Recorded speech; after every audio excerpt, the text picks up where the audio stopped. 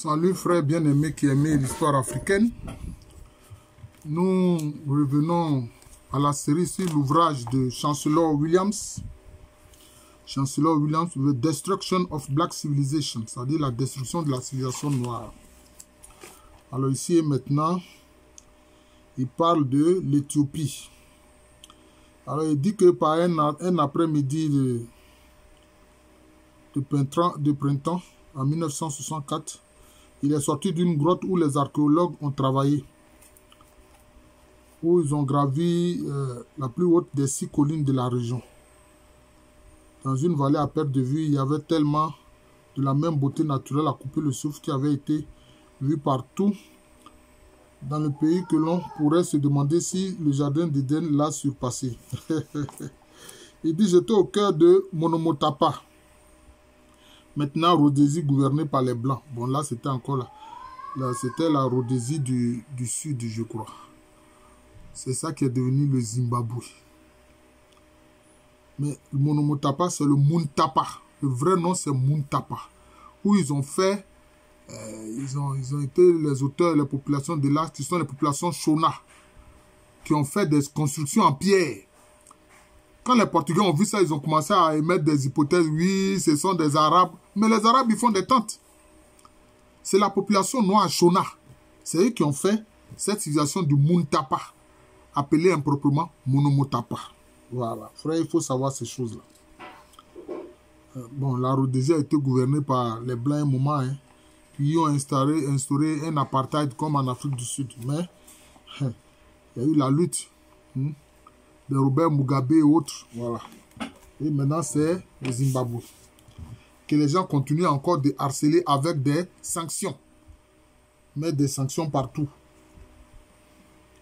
L'Abyssinie ou Éthiopie moderne a été sous la domination sémitique ou salomonique pendant des siècles, c'est ce qui est dit. Hein.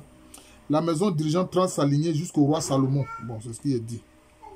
Jusqu'à présent, nous avons eu affaire une grande partie à des États créés ou inspirés par des groupes. Il n'a pas dit inspiré, il a été inspiré. Bon, je ne sais pas pourquoi ils ont dit ça. Par des groupes de migrants avant l'arrivée des Asiatiques et des Européens sur leur territoire. Nous nous sommes donc penchés sur des institutions purement africaines. Mais le tableau a été très faussé par le fait que très peu d'attention a été accordée à l'état avancé des premières civilisations dans d'autres parties du continent avant les incursions de cette civilisation. Où ce groupe d'immigrants après les années 1200 avant Jésus-Christ. Ce type de traitement a induit en erreur beaucoup dans la croyance qu'une civilisation très avancée n'existait que dans les régions du Nil de l'Éthiopie ancienne. C'est-à-dire Égypte et Soudan. Ce qu'on appelait la Nubie. Voilà. Anciennement, c'était la Nubie. Le Soudan était appelé la Nubie. C'était le pays de ceux que les frères Kamites appelaient les Nasiou. Et s'est répandu vers le sud par de diverses vagues d'immigrants. La simple vérité est qu'il y a eu des migrations vers le nord ainsi que vers le sud depuis les temps les plus reculés de celle-ci. Voilà.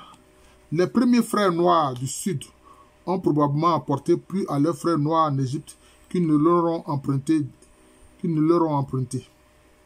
Il devient de plus en plus clair au fur et à mesure que nos recherches se développent. Les vagues accrues de migration, de crise après la destruction de l'Éthiopien ne doivent pas occulter ces faits centraux.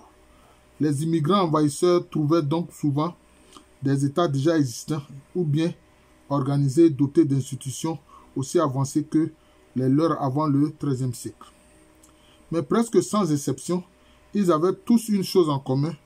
La seule chose qui rendait chacun si facile à conquérir, d'abord par les envahisseurs noirs et plus tard par les envahisseurs caucasiens.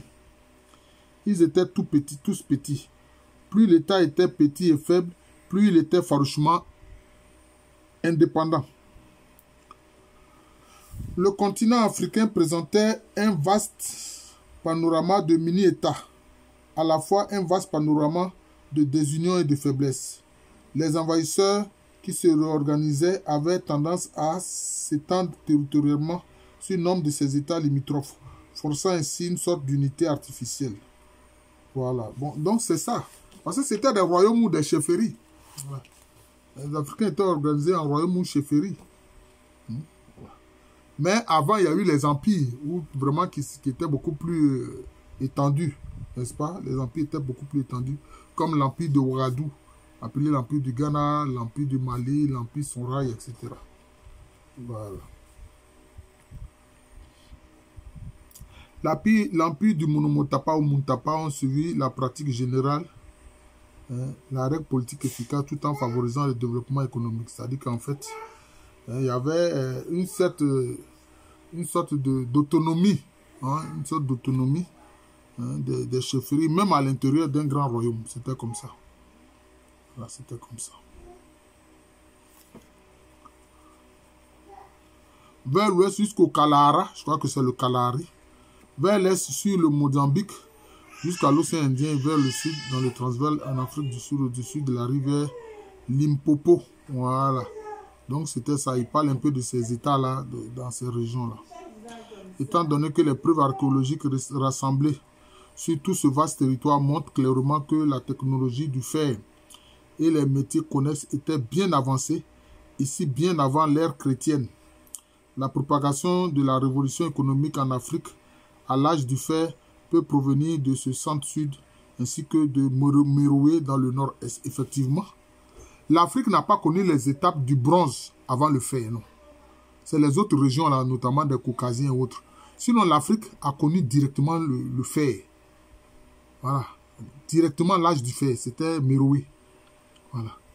Mais si nous, nos ancêtres africains étaient des barbares qui voulaient attaquer les autres, les soumettre, etc., on aurait pu utiliser notre connaissance du fer pour soumettre tous ces peuples sémites et caucasiens qui ne connaissaient pas encore le fer. On aurait pu le faire, mais bon, nos ancêtres ne l'ont pas fait. Nos ancêtres n'ont pas fait.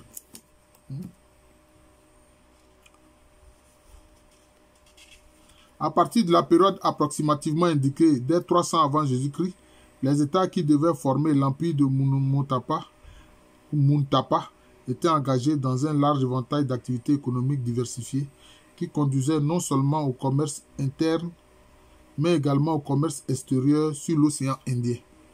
C'est comme ça que les zones comme Zanzibar sont apparues, où là, les Noirs, les Africains faisaient le commerce avec le sultanat d'Oman. Le sultanat d'Oman. D'ailleurs, dans le sultanat d'Oman, il y avait beaucoup de Noirs qui s'y étaient installés. Et les Arabes aussi venaient dans la zone des Zanzibar, où ils prenaient des femmes africaines comme épouses avec qui ils faisaient des enfants. Quand vous partez dans le sultanat d'Oman, même aujourd'hui, vous avez beaucoup de gens au teint basané. C'est ça les faits. Mais bon, ils veulent toujours se réclamer uniquement de leur ascendance arabe. Bon, ça, c'est leur affaire. Voilà. C'est comme ça. Voilà. Alors, donc, il y avait des activités, notamment le minerai de fer, l'or et les principales activités industrielles, bien que les sculptures en ivoire aient toujours joué un rôle considérable dans l'économie totale. Voilà. Donc, vous voyez, c'était des zones économiques assez prospères. Un nouveau type d'agriculture en terrasse sur chaque coteau disponible et la construction de monticules dans le même but, là où il n'y avait pas de collines. Aussi difficile que cela ait été, le génie de l'homme africain a été testé en outre pour surmonter le problème plus formel de l'eau et d'un système d'irrigation pour les collines et les monticules. L'exploitation minière généralisée signifiait une déforestation généralisée en raison de la demande de bois pour la production du charbon de bois, une autre industrie en soi. Tu vois, bon, le charbon de bois, oui, les gens produisaient ça. Les gens appellent ça émoulike, le charbon de bois. Remarquez une chose, chers frères et sœurs, quand il y a un mot local pour désigner une réalité, c'est que ça vient d'Afrique. Ça ne vient pas d'un emprunt. Il faut savoir cela. C'est très important, notamment. Voilà. La disparition régulière des prairies était assurée par le bétail et autres animaux errants qui se nourrissaient d'herbes, les chèvres étant les plus ravissantes. La vie agricole du pays était soutenue par une agriculture intensive en terrasse dans la région du nord-est dont Nyanga était le centre. Bon, moi, je ne suis pas d'accord pour ceux qui disent non, une déforestation, etc. Non, il faut faire des nuances. Il y a des nuances. Même en Europe, il n'y a plus de forêt primaire. Il n'y a plus de forêt primaire. Hein? Il n'y a plus de forêt primaire. La forêt est faite pour être exploitée par les hommes. Et quand la forêt primaire est terminée, on passe à la forêt secondaire. Donc c'est comme ça, on n'y peut rien. Ce n'est pas forcément une déforestation, non. Non, faut pas. Cette affaire de l'écologie, les gens exagèrent un peu. Ils exagèrent. Comme ça, même quelquefois, ils veulent mettre l'intérêt de la nature au-dessus de l'intérêt de l'être humain. Non. L'être humain au-dessus de la nature. Voilà. Mais nous, nos ancêtres africains, ils respectaient la nature. Ils ne faisaient pas de gaspillage. Ça aussi, c'est une réalité qu'il faut souligner. En 1200 après Jésus-Christ, la production et le commerce international avaient déjà atteint la richesse de haut niveau qui devait attirer les Arabes et les Européens sur cette terre. L'or était la principale exportation. Voilà, mais c'est ça. On a vu notamment en Afrique de l'Ouest, la zone que les Européens ont appelée la Côte de l'Or, qui se trouve sur le territoire du Ghana actuel, en grande partie, et puis un peu dans le sud-est de la Côte d'Ivoire actuelle. Voilà. Mais en fait, pourquoi? C'est parce qu'en réalité, toutes ces populations dans ces zones-là utilisaient la poudre d'or comme monnaie. La poudre d'or était leur monnaie. Donc, en échange des marchandises des Européens, ils donnaient la poudre d'or. Donc, les Européens pensaient être dans un commerce de troc alors qu'il s'agissait d'un commerce monétaire. Voilà, c'est ce qu'il faut comprendre. Le processus de fusion africain et le type de minerai de fer propre à la région leur ont permis de produire les meilleures épées, lances et autres armes que l'on puisse trouver n'importe où. Voilà. Mais on ne les a pas utilisés pour aller leur faire la guerre, pour les conquérir. Parce que nos ancêtres n'avaient pas cette volonté de domination pour dominer. Voilà. Parce qu'eux, ils n'avaient pas un esprit de dominer les autres pour les exploiter. Or, c'est ce que les Caucasiens ont eu comme idée. Dominer les autres pour les exploiter. Soit pour leur force de travail, soit pour piller leurs ressources. Voilà, c'est du banditisme historique. C'est tout, c'est du banditisme historique. Et à cause de ça, on voit Sarkozy de Nagui Boksa qui vient dire que les Africains ne sont pas assez entrés dans l'histoire. Ah bon? Même la nature a son histoire. Comment tu peux dire que des êtres humains ne sont pas entrés dans l'histoire? Pourquoi? Parce que les hommes de Cro-Magnon, eux, ils sont tellement entrés dans l'histoire que partout, ils ont commis des génocides. Ils ont commis des génocides partout. Regardez l'île de Tasmanie, en Océanie. Les Noirs qui y étaient, ils ont tous été exterminés. On dit les Tasmaniens, ce sont des descendants d'Anglais. Et puis souvent, dans ces zones-là, ils envoyaient des repris de justice et des prostituées. Voilà. Australie, Nouvelle-Zélande, Tasmanie. Eux aussi au Canada, pour beaucoup. C'était des prostituées et des repris de justice, des criminels qu'ils ont envoyés dans ces zones-là. Et ceux-là les ont aidés à commettre des génocides contre les populations premières qui y étaient. Voilà. C'est ça les faits. Voilà. Alors nous allons nous arrêter là. Donc on continue de voir la destruction de la civilisation noire. La destruction de la civilisation noire de Chancellor Williams. Voilà. Donc c'est ça. Voilà. Donc